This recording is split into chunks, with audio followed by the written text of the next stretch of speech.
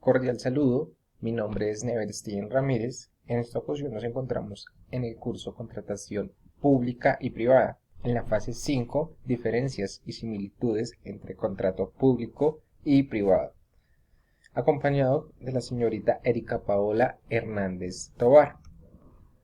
Para comenzar, hablaremos sobre las diferencias entre el contrato público y privado. En la contratación pública, los contratistas se escogen por medio de una licitación pública. La contratación es más compleja por todos los trámites legales que se debe cumplir por contratar con el Estado.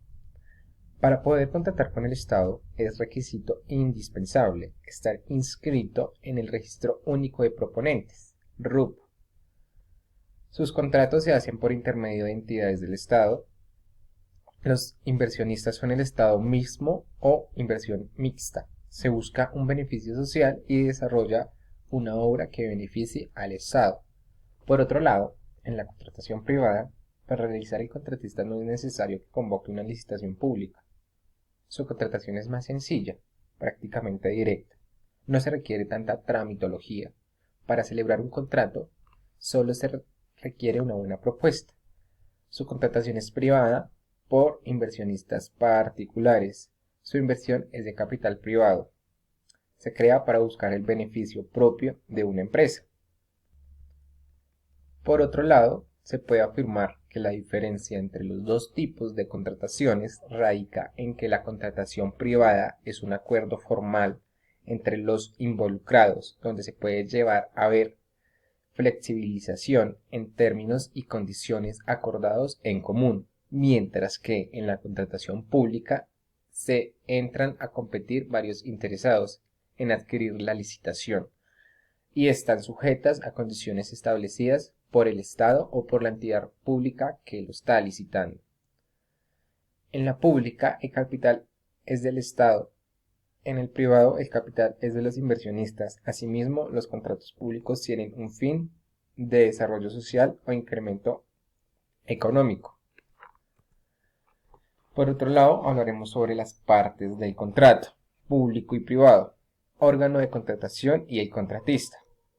Puede ser unipersonal o colegiado. Inicia en el procedimiento de contratación, tramita una licitación y adjudica el contrato.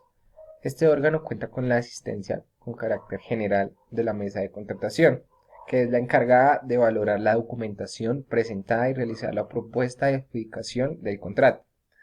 Por otro lado, el contratista puede contratar con el sector público las personas físicas o jurídicas, españolas o extranjeras, que tengan plena capacidad de obrar, que no estén incursas en prohibición de contratar y acrediten su solvencia económica, financiera y técnica o profesional.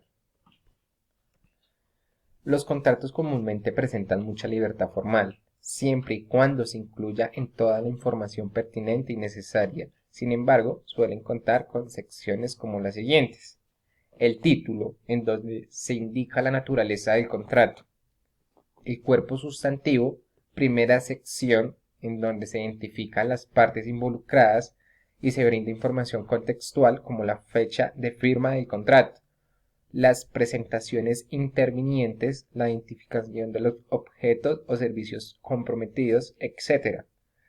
También la exposición, donde se da la relación de los antecedentes y hechos registrados y se incluyen cláusulas explicativas necesariamente más adelante.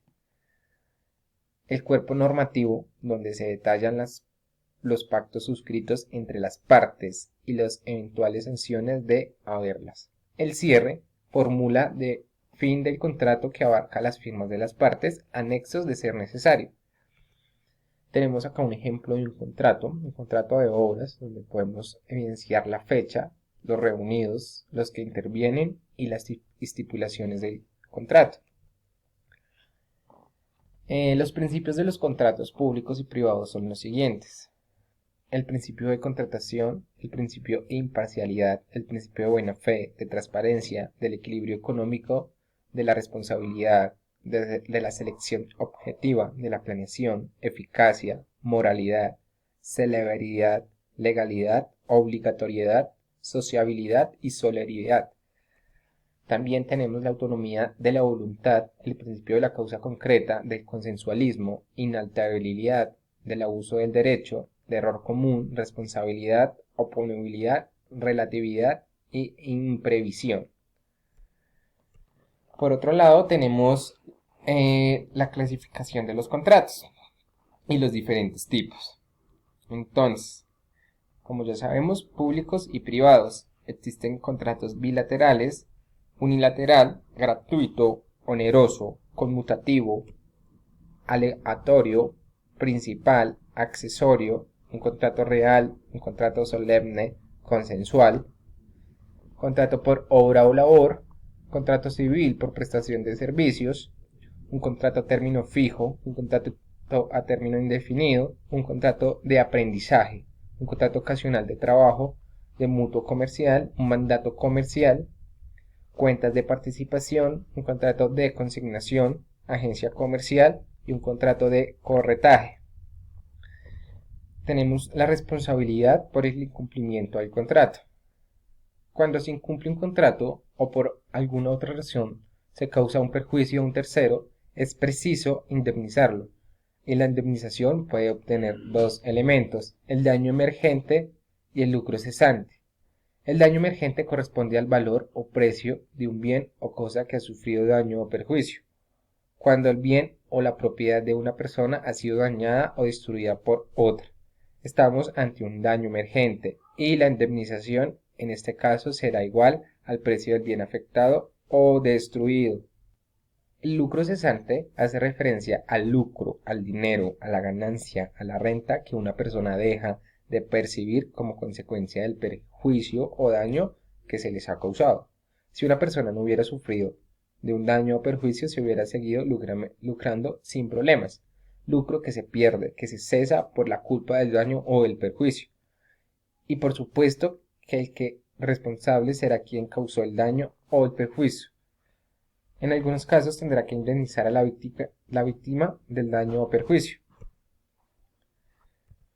Entiéndase por daño emergente o perjuicio a la pérdida que proviene de no haberse cumplido la obligación o de haberse cumplido imperfectamente o de haberse retardado su cumplimiento. Y por lucro cesante la ganancia o provecho que deja de reportarse o consecuencia de no haberse cumplido la obligación o cumplido imperfectamente o retardado su incumplimiento. Respecto a este punto, en relación con el incumplimiento del vendedor respecto de la obligación de garantía de un buen funcionamiento originada de un contrato de compraventa mercantil y en particular de este daño causado y derivado en efecto funcionamiento, la sala precisó el comprador puede demandar la indemnización de perjuicios siempre y cuando la garantía la haya reclamado en la oportunidad legalmente establecida y durante la vigencia de la misma. Por otro lado, tenemos la aplicación del principio de igualdad e interés general y particular.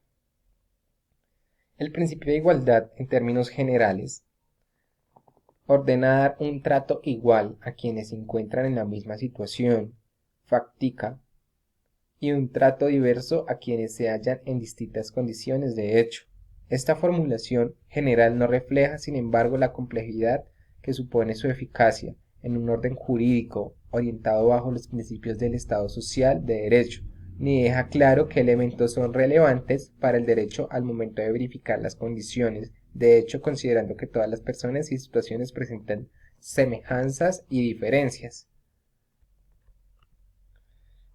De acuerdo con el uso generalizado del término, el interés general no se limita a una connotación de contenido económico o material, sino que comprende el conjunto de todas las aspiraciones humanas. En consecuencia, a la diferencia de la pasión, el interés supone análisis, reflexión y cálculo alrededor de los mecanismos e instrumentos para alcanzar esos objetivos, que identifican las metas o aspiraciones individuales y también las colectivas.